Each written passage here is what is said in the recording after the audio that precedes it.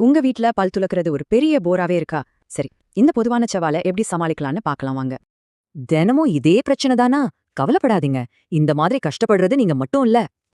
இதுக்கு காரணம் அவங்களோட பிடிவாதம் இல்ல, ஆனா அதுக்கும் மேல ஒண்ணு இருக்கு. அத பத்தி தான் இப்ப பார்க்க போறோம்.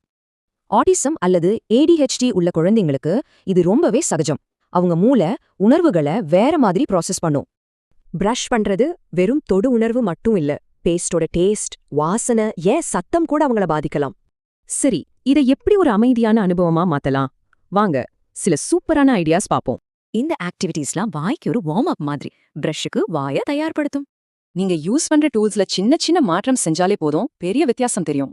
ரொம்ப முக்கியமா, ரொம்ப சிம்பிளா ஸ்டார்ட் பண்ணுங்க. அப்புறமா கொஞ்சம் கொஞ்சமா அடுத்த ஸ்டெப்புக்கு போலாம். சென்சரி இஷ்யூஸ் இருக்கிற குழந்தைங்களுக்கு எலக்ட்ரிக் பிரஷோட வைப்ரேஷன் ரொம்பவே இதமா இருக்கலாம். என்ன யூஸ் பண்றீங்கன்றது மட்டும் இல்ல, அதை எப்படி செய்றீங்கன்றதும் ரொம்ப முக்கியம். அவங்க கையில கொஞ்சம் கண்ட்ரோல் கொடுத்தா டென்ஷன் கம்மியாகி அவங்களே கோஆபரேட் பண்ணுவாங்க. கடைசியா, இது ஒரு ஜாலியான விஷயமா மாத்துறத மறக்கவே மறக்காதீங்க. இந்த மாதிரி சிம்பிளான விஷயங்கள் அவங்க கவனத்தை அந்த கஷ்டமான உணர்விலிருந்து ஜாலிக்கு மாத்திடும். இது ஒரே நாள்ல நடக்காது. உங்க குழந்தைக்கு எது செட் ஆகும்னு பொறுமையா கண்டுபிடிக்கிற ஒரு பயணம் இது. சரி, இதுல எந்த புது ஐடியாவை இன்னைக்கு ராத்திரி நீங்க ட்ரை பண்ண போறீங்க?